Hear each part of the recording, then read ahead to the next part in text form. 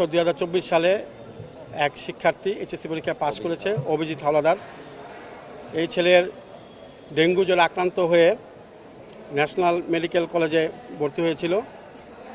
ভর্তি হওয়ার পরে ছেলেটি মারা যায়। শিক্ষার্থীদের দাবি যে তার ভুল চিকিৎসা বা সঠিক চিকিৎসা না করার জন্য সে মারা গিয়েছে। এই জন্য আমাদের শিক্ষার্থী এবং আশেপাশে অনেক কলেজের শিক্ষার্থীরা সেখানে প্রতিবাদ করতে যায় এবং সেই প্রতিবাদের মুখে ন্যাশনাল মেডিকেল কলেজ তারা আতঙ্কিতভাবে হামলা চালায় বিভিন্ন সন্ত্রাসী গুন্ডা বাহিনী নিয়ে। এই থেকে আসলে এই সূত্রপাত। তো আমরা আমাদের শিক্ষার্থীদের 18 তারিখ থেকে বারবার নোটিশ, বিভিন্নভাবে গ্রুপে বিভিন্নভাবে মেসেজ দিয়ে তাদেরকে এই ধরনের কর্মকাণ্ড বা কোনো ধরনের সভা সমাবেশ বা মিছিল করতে নিষেধ করেছি। আমরা প্রতিদিনই আমরা বিভিন্নভাবে তাদেরকে মেসেজ পাঠাচ্ছি, তারপরে নোটিশ দিচ্ছি, কিন্তু কোনোভাবেই আমরা তাদেরকে থামাইতে পারতেছি না।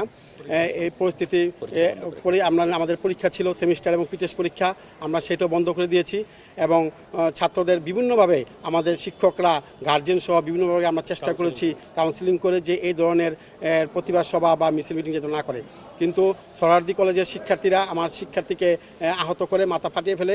এর সূত্রপাত ধরে বিভিন্ন ধরনের গণ্ডগোল শুরু হয় কালকে থেকে এবং কালকে রাত্রে আমরা জানতে পেরেছি যে সরারদি কলেজের শিক্ষার্থীরা ঘোষণা দিয়েছে ডিএমআরসি কলেজ উড়িয়ে দিবে, এই কলেজের ইট সহ তারা খুলে নিয়ে যাবে। আসলে সেই ঘটনাটাই আজকে তারা ঘটিয়েছে। আমরা কখনো আশা করি নাই যে শিক্ষার্থীরা এই ধরনের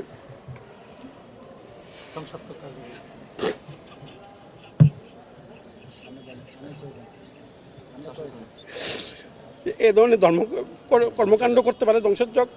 সকল শিক্ষা প্রতিষ্ঠানের শিক্ষার্থীদের তাদের লেখাপড়া, তাদের কাজও লেখাপড়া, কিন্তু তারা আজকে এই ঢাকার সুনামধন্য টপ 10-এর একটি কলেজ, এই কলেজ এত সুন্দর একটি কলেজকে কীভাবে তারা ধ্বংস করলো।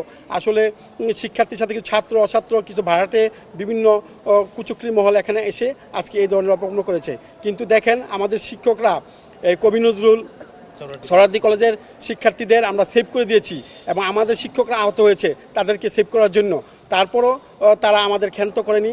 আমাদের প্রায় 50 থেকে 60 কোটি টাকার ক্ষতি করেছে। আমাদের যে অ্যাকাউন্টসের যে বোল্ডার ছিল যে সেটা ভেঙে সার্টিফিকেট, শিক্ষার্থীদের সার্টিফিকেট নিয়ে চলে গেছে, তারপরে টাকা পয়সা নিয়ে গেছে। আমার 3000 ফ্যান ধ্বংস করে ফেলছে, ল্যাপটপ নিয়ে গেছে প্রায় 20 থেকে 30টা এবং আমার কম্পিউটার সায়েন্স ল্যাব, কম্পিউটারের সব প্রায় 100-র উপরে আমার ছিল এবং সিসি ক্যামেরা আছে আমার 300-র উপরে। এই সকল সিসি ক্যামেরা নষ্ট করে দিয়েছে এবং টিভি, লিফট, আমার এখানে 5টা লিফট বড় বড়, এই লিফটগুলো নষ্ট করে দিয়েছে। হিসাব করলে 60 থেকে 70 কোটি টাকার বেশি হতে পারে। এবং আমার এই 12তলা ভবনের একটা জানালার কাজও নেই। আপনারা দেখতে পাচ্ছেন, আপনারা আজকে সারাদিন এটা রিপোর্ট করেছেন। আমি প্রশাসনকে বারবার কথা বলেছি, প্রশাসনের সাথে সকাল থেকেই তাদেরকেই করছি, কিন্তু তাৎক্ষণিক সেই সময়ে আমরা প্রশাসনের কাউকে দেখতে পাই নাই।